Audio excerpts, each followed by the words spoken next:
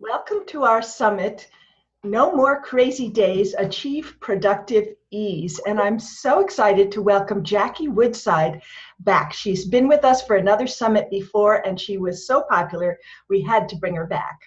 Jackie Woodside is a certified professional coach and licensed psychotherapist with over 25 years experience in both fields. Jackie has authored 3 best-selling books: Money Vibe, Your Financial Freedom Formula, Whether You Have Money or Not; Calming the Chaos, A Soulful Guide to Managing Your Energy Rather Than Your Time; and Time for a Change, Essential Skills for Managing the Inevitable. So you can see why we really wanted to talk to her. Inc. magazine selected her book, Calming the Chaos, as one of the top 10 motivational books of 2015. She delivered her first TED Talk in 2012 at TEDx Walden Pond, and her talk has been highly acclaimed and reviewed. She's been featured on numerous television and radio shows, has taught leadership programs at Gallaudet University, and has been on the faculty of the Massachusetts Executive Office of Health and Human Service Leadership Program. Jackie leads spiritual retreats, offers professional development training, and keynote speeches around the US and Canada.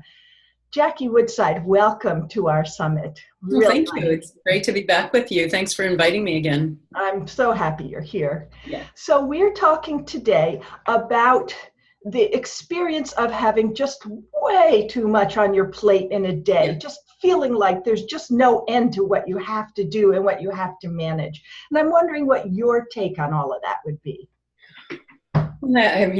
This is kind of my thing, so I have a lot to say about it. So, let's look at it from a cultural perspective, and we have to recognize the degree to which we are always being a product of the culture around us and what we're being spoon-fed by the people and the mass media and the Twitter feed and the Facebook feed. And a lot of what we're seeing right now is that, as much as people complain and lament about being busy, there's a flip side to that coin where there's a certain degree to which people feel a certain self-esteem and self-importance when they are perceived as, or when they are actually busy, meaning they have a lot to do. So one of the first places I have people look is, how is it that we use that notion of being busy as part of our social culture? Who goes to a party and says like, oh yeah, I've got really nothing going on? So our self-esteem gets fed by being busy. Our sense of self-importance gets fed by being busy. Our culture expects us to be busy. So you've got to really start to look and get underneath that and say, how much am I being guided and directed in my life because of the culture around being busy? That's number one. And then the second place to look is, a lot of people are too busy because it's the culture we live in. I'm not saying it's just this thing in your head. So the question I ask people when they complain about being too busy is, how are you spending your days? What's actually on your schedule? How you spend your days is how you spend your lives. So one of the things that I have people look at is what's on your calendar a reflection of what you care about and what you love? And if the answer to that question is no, then I have people look to bring more alignment between what they want to be doing, experiencing, and contributing in life with what's actually showing up and how they spend their hours. That can be challenging to do. Once you make commitments, they can be really challenging, at least internally, to break, to say, you know what, I don't want to do this anymore. Yeah, sure. I mean, people definitely absolutely have to look and say, have I made commitments that I didn't want to make? I felt pressured into, or I hear this all the time, I couldn't say no, which is not true. The truth is, you're not willing to say no when you think that your no is going to make someone unhappy or make you unpopular in some way. So it's not that you can't say no, it's that you haven't chosen to honor your commitment to yourself first. So yes, all the stuff we're talking about here really takes some unpacking. It's not really as simple as like, oh, just don't be busy any longer. It really takes some unpacking and what it is that has you overcommit anyway in the first place, then develop the capacity to say no when it's something that you really don't want to do. And you do have that capacity, by the way, you do say no to things. So, and then starting to say, well, maybe I made a commitment to that at some point, but now I need to renegotiate that commitment.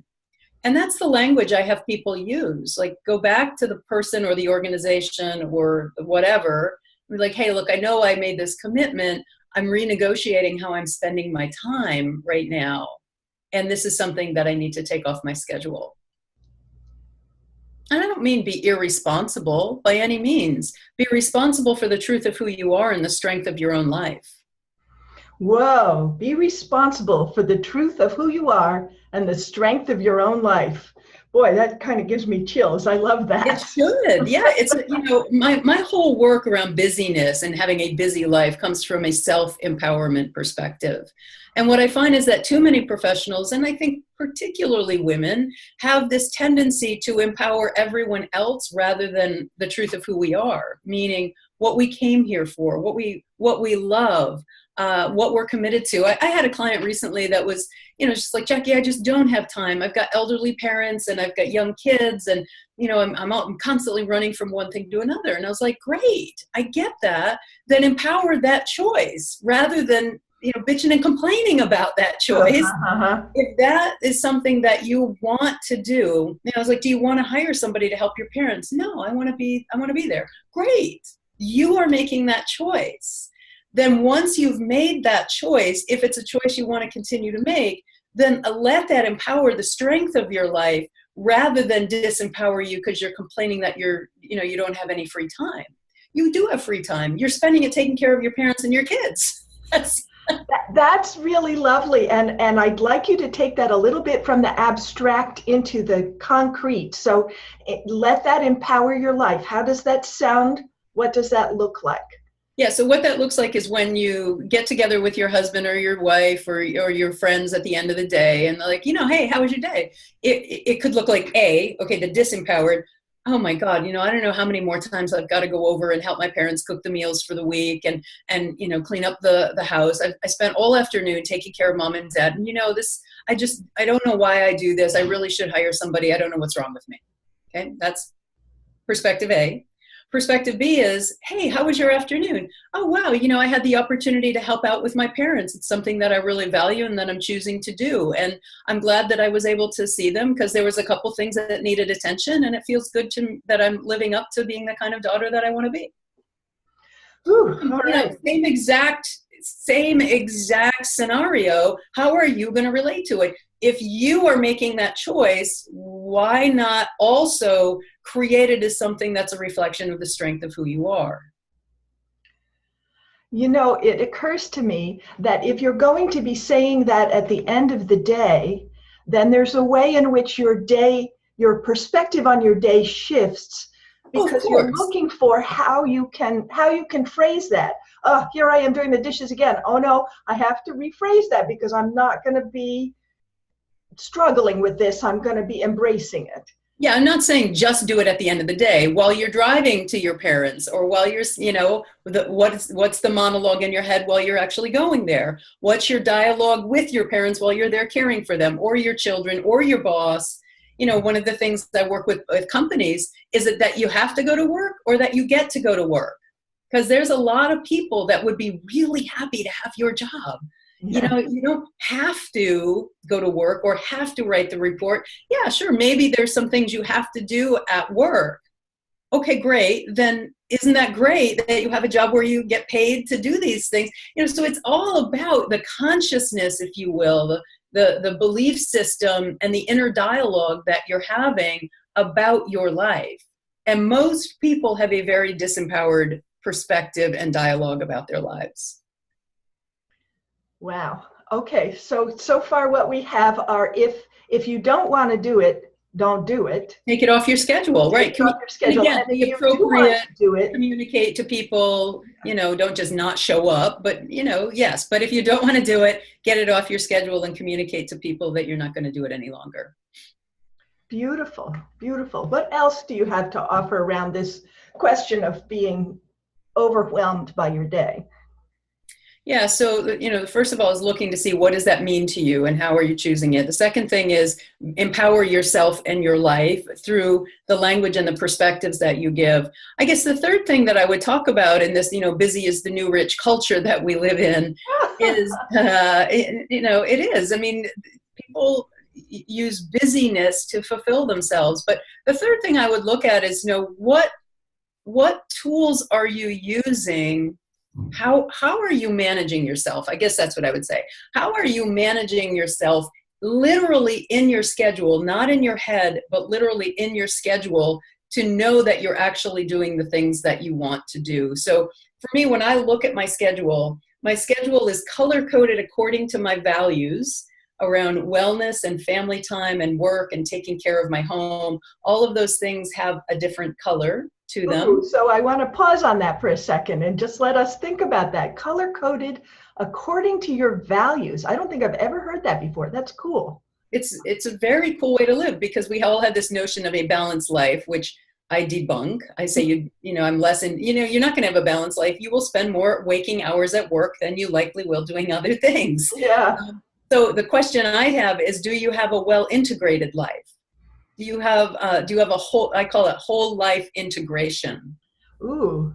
Whole life integration, meaning your well-being and your family time and your work time and your taking care of life time. Is it all integrated into a collective whole? Many people are solopreneurs or self-employed or running their own businesses. So it's not like you've just got to, at work at 8 and leave by 4:30. I mean, some people are still in that 9 to 5 mode, but a lot of people today are in the Uber economy or the gig economy, if you will, where they're kind of creating their day more fluidly.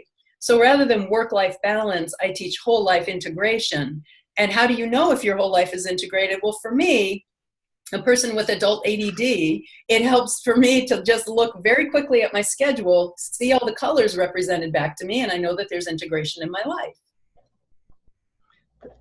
That's really awesome. I have done a very small version of that. I color in anything on my schedule that I consider fun in green, and I scan my schedule every week or so and say, is there any green on there?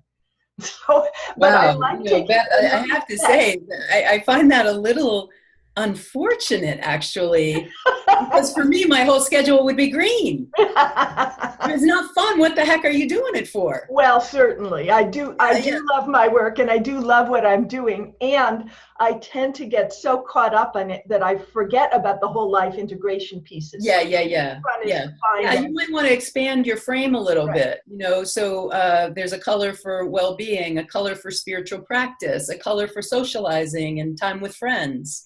Going to the gym, cooking food, whatever. I mean, you can get as detailed as you want. I have one color that's well-being that does mean time with friends. It means going to the gym. It means my spiritual practice. So my well-being incorporates a lot of things for me. But you could absolutely have different colors that represent all of those different areas.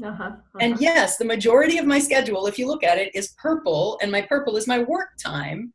But that's my self-expression. It brings me great joy and happiness and satisfaction and fulfillment. Indeed, yes. And so that's the differential. That's not the word I want. The distinction that you've been drawing, I think, underneath all of this is does it bring you fulfillment? Does it bring you joy? Is it consonant with your values, or is it stuff that you signed up to do because you thought you ought to, or you should, right. or just somebody asked you to, and you were not conscious in the moment of asking yourself those questions. Every yes is a no to something else. And if you say yes to everything, you will be saying no to your peace of mind. Ooh, that's Twitter worthy. If you say yes to everything, you'll be saying no to your peace of mind. I've got chills again. That's really good. That makes total sense, right? Yeah. It's like, sure, I'll do that. Sure, I'll do that. Sure, I'll do that. Sure, I'll do that. Sure, I'll do that. Oh, now I'm asleep. Sure, I'll do that. Sure, I'll do that. Sure, I'll do that. Sure. Now I'm asleep. Like, where is the spaciousness for deep reflection or thought or exercise or connecting with ideas, connecting with people? I would even add I say yes to that, yes to that, yes to that, yes to that. And then I lie awake thinking about all the things I didn't Right. get Right. And then they don't go to sleep. Yes. done. All the things I didn't get to think about today or Yeah, act on today. yeah, Yeah. yeah. Well, that is a framework that really shifts how we think about busy and how we take control of our time. That is a beautiful thing. It really is, because I mean, how we live our days is how we live our lives. Mm. And if you don't have a good quality of day, I promise you, you will not have a good quality of life. So it's really critically important that people start really thinking about breaking down their day-to-day activities. And are you engaged in things that matter to you? Or are you just, getting by, making a living and getting by? Mm-hmm. Beautiful. Okay, so we have just a few minutes left. I'm wondering if you have a gift you'd like to offer to our viewers. Yeah, sure. I've got lots, actually. So on my website, jackiewoodside.com, there's a free chapter of my book, Calming the Chaos. And there's a productivity kit that people can download, the productivity toolkit on my website, jackiewoodside.com. And then also my new book is Money Vibe, which is really all about busyness, but it's kind of focused in on money. Same principles of how are you paying attention to it and what's your relationship with money. That website is moneyvibemethod.com, and there's a free half-hour webinar on there, as well as this really fun thing called the 30-day Money Vibe Challenge, where people get an email from me every day with an action, an affirmation, and an intention for the day.